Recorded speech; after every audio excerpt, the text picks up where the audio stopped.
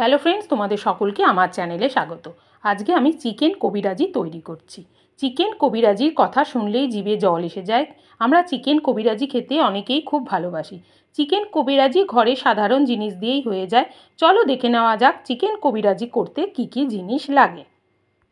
2 কোয়া রসুন, ধনেপাতা 1 মুঠো, একটা পেঁয়াজ আর একটা বড় সাইজের আলু সিদ্ধ নিয়েছি। আর নিয়েছি 250 চিকেন কিমা, ভালো করে ধুয়ে রেখেছি। তোমরা যদি বাড়িতে চিকেন কিমা তৈরি করতে চাও তাহলে কিন্তু খুব ভালো মিহি পেস্ট করতে হবে। আমি পেঁয়াজটাকে খুব ভালো করে টুকরো করে নেব। এখন বড় বড় টুকরো করে আমি একটা হ্যান্ড চপারের সাহায্যে খুব মিহি করে কেটে নেব। তো আমি এখন একটা হ্যান্ড চপারের সাহায্যে পেঁয়াজটাকে খুব ভালো করে মিহি করে টুকরো করে নেব। তোমরা এই কাজটা বটি বা ছুরি দিয়েও করে নিতে পারো। তো আমি দেখো এইভাবেই আমি হ্যান্ড চপারের সাহায্যে পেঁয়াজটাকে ভালো করে মিহি করে টুকরো করে নিয়েছি। পেঁয়াজটাকে আমি খুব কুচি করে কেটে নিয়েছি হ্যান্ড চপারের সাহায্যে। তো এইভাবে কেটে নিয়েছি। রসুনগুলোকেও আমরা ছোট ছোট টুকরো করে কেটে নেব। রসুন কিন্তু আদা রসুন বাটাও কিন্তু এর মধ্যে লাগবে। তো আমি রসুনটাকে আগে কুচি করে নিলাম। তারপর ধনেপাতা কুচি করে নেব। ধনেপাতাটাকেও তোমরা মিহি করে হোক কুচি করে নেবে। আমি কাঁচি দিয়ে ছোট ছোট টুকরো করে নিচ্ছি।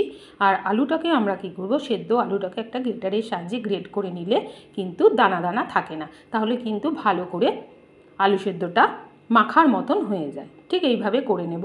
এরপরে আমি একটা প্যান বসিয়ে তার মধ্যে 3 থেকে 4 চামচ সানফ্লাওয়ার অয়েল, একটা শুকনো লঙ্কা আর রসুন কুচিটা অ্যাড করে দেবো। তারপর রসুনটার কাঁচা গন্ধ চলে গেলে পেঁয়াজগুলো যে কুচি করে রেখেছিলাম সেটা দিয়ে দেবো। আর শুকনো লঙ্কাটাকে আমি এখন তুলে রেখে দেবো।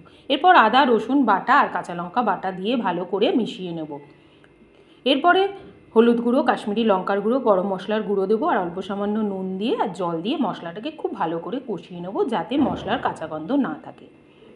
এরপরে চিকেন কিমাটা আমি এর মধ্যে অ্যাড করে দেবো। চিকেন কিমাটা কিন্তু ভালো করে ধুয়ে রেখে দিয়েছি আগে থেকেই। এবার গ্রেট করা আলু সিদ্ধ দিয়ে দেবো আর 1 মুঠো ধনেপাতা দিয়ে খুব ভালো করে মিশিয়ে নেব। এরপরে 1 চামচ ছাতু দেবো। ছাতু দিলে এর মধ্যে যে জলটা আছে খুব তাড়াতাড়ি টেনে যায় আর বাইন্ডিংয়ের খুব ভালো কাজ করে, খেতেও ভালো লাগে। আর 1 চামচ দেবো সাদা ভিনিগার। তোমরা লেবুর রসও অ্যাড করতে পারো। খুব ভালো করে মিশিয়ে একটু শুকনো করে নেব। ঠিক এইভাবে যখন সব প্যানের গা থেকে ছেড়ে যাবে তখন আমাদের কবিরাজির যে কাটলেট করার পুরটা তৈরি হয়ে যাবে। এবার ঠান্ডা করার জন্যে আমরা এটাকে রেখে দেবো 10 থেকে 15 মিনিট। 15 মিনিট পর পুরটা যখন ঠান্ডা হয়ে যাবে, একটা প্লেটের মধ্যে আমি এখানে পাউরুটির গুঁড়ো নিয়েছি, ব্রেড ক্রাম্ব নিয়েছি, তোমরা বিস্কিটের গুঁড়োও নিতে পারো। এবার এক একটা পুরকে হাতে একটু বড় বড় করে গোলা করে নেব। তারপর হাতের সাহায্যে আমি একটু ডিমের মতন শেপ দিয়ে নেব। কাটলেটের শেপটা এই রকমই হয়, তোমরা তোমাদের পছন্দের মতন শেপ দিতে পারো, বাট খুব পাতলা করলে কিন্তু ফেটে যাওয়ার চান্স থাকে। এবার আমরা পাউরুটির গুঁড়োর মধ্যে এপিট ওপিট ভালো করে কোটিং করে নেব। আমি এইভাবেই শেপ দিয়ে নিয়েছি আর খুব ভালো করে পাউরুটির গুঁড়োকে এপিট ওপিটে মাখিয়ে নিয়েছি। ঠিক এইভাবে আমি তৈরি করে এক একটা করে তৈরি করে রেখে দিচ্ছি। ঠিক তোমরা এইভাবে তৈরি করে নেবে। আমি আরেকটা তোমাদের কাটলেট তৈরি করে দেখিয়ে দিচ্ছি। চিকেন কবিরাজির কথা শুনলে অনেকেরই জিভে জল আসে আর খেতে খুবই টেস্টি। বিশেষ করে ওপরের যে কভারের মুচমুচে ডিমের অংশটা থাকে, খেতে খুবই টেস্টি। চিকেন কবিরাজি, কবিরাজি কথাটা মনে হয় কোনো ইংলিশ শব্দ থেকে এসছে। কভারেজ মানে কভার করা, সেরকম আমরা ডিমের একটা কভার দিই কাটলেটের ওপরে, তাই এর নাম হয়তো কবিরাজি হতেও পারে, আমি ঠিক জানি না। এই তোমাদের সাথে কথা বলতে বলতে আমার কাটলেটগুলো তৈরি করা হয়ে যাচ্ছে। আমি খুব ভালো করে বিস্কিটের গুঁড়ো মাখিয়ে এক একটা করে তৈরি করে রেখে দিচ্ছি। তোমরা দেখতেই পাচ্ছ, তোমাদের আমি তৈরি করা দেখিয়ে দিচ্ছি কিভাবে করে নিতে হয়। এই কাজটা কিন্তু খুব ধীরে সুস্থেই করতে হয়। আমার সবগুলো কাটলেট তৈরি হয়ে গেছে, মোট 6টা কাটলেট হয়েছে।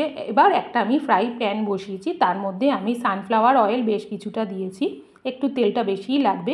এবার কাটলেটগুলোকে আমি ভেজে নেব লো টু মিডিয়াম ফ্লেমে। আর বেশি কাটলেট দেবো না, 2 কি 3টে দেবে, না হলে কিন্তু লেগে ভেঙে যেতে পারে, বেশি দিলে ভেঙে যেতে পারে। এইভাবে 2 পিঠ ভেজে আমরা তুলে নেব কাটলেটগুলো।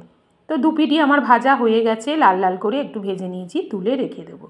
সবগুলোই আমি এইভাবে ভেজে নেব লো টু মিডিয়াম ফ্লেমে। এরপরে একটা বাটি নিয়েছি, বাটির মধ্যে আমি 2টো ডিম নেব। 2টো ডিম নেওয়ার পর এর মধ্যে আমি মেশাবো গোলমরিচের গুঁড়ো, একটু নুন আর একটু কাশ্মীরি লঙ্কার গুঁড়ো আর কর্নফ্লাওয়ার। ভালো করে কিন্তু এই কাজটাকে করে নিতে হবে, ভালো করে মিশিয়ে নিতে হবে যেন কর্নফ্লাওয়ার দলা দলা হয়ে না থাকে। খুব ভালো করে মিশিয়ে নিয়েছি দেখো। এরপরে গরম তেলটার মধ্যে যেখানে আমরা কাটলেটগুলো ভেজেছিলাম সেই তেলের মধ্যে আমি হাত দিয়ে এইভাবে আমরা জালি জালি মতন তৈরি করব কাটলেটটা কভার করার জন্যে। ঠিক এইভাবেই করে নেব। তোমরা বেশি করেও দিতে পারো, আবার অল্পও দিতে পারো, কিন্তু বেশি করে যদি আমরা ডিমের গোলাটা দিই তাহলে আমরা কভারটা যখন করব খুব ভালো তখন হবে, আর মুচমুচেও হবে। এটা কিন্তু লো ফ্লেমে করতে হবে। এবার হয়ে গেছে আমার। এইবার আমি আস্তে করে দুটো খুন্তি দিয়ে এইভাবে কভার করে দেবো কাটলেটটাকে, তারপর একটু লো ফ্লেমে ভেজে নেব। দেখো তৈরি হয়ে গেছে আমার আজকের কবিরাজি, চিকেন কবিরাজি। আরেকটা করে তোমাদের আমি দেখিয়ে দিচ্ছি। এইভাবেই হাত দিয়ে আমরা ডিমের গোলাটাকে দিয়ে দেব, দিয়ে একটা জালি তৈরি করব, তারপর একটু লো ফ্লেমে ভেজে নেব। মুচমুচে হয় খুব এই ডিমের এই গোলাটা। এরপরে কাটলেটটা মাঝখানে দিয়ে এটাকে মুড়িয়ে নেব। দুটো খুন্তি দিয়ে কিন্তু এই কাজটা করে নিতে হবে। কাটলেটটাকে চেপে ধরবো, আমি ঠিক যেভাবে করছি সেইভাবেই তোমরা করে নিতে পারবে। তৈরি হয়ে গেছে এইভাবেই আমাদের আজকে চিকেন কবিরাজি। তো তোমাদের দেখতে পেয়েছো যে আমরা কিভাবে চিকেন কবিরাজি করেছি।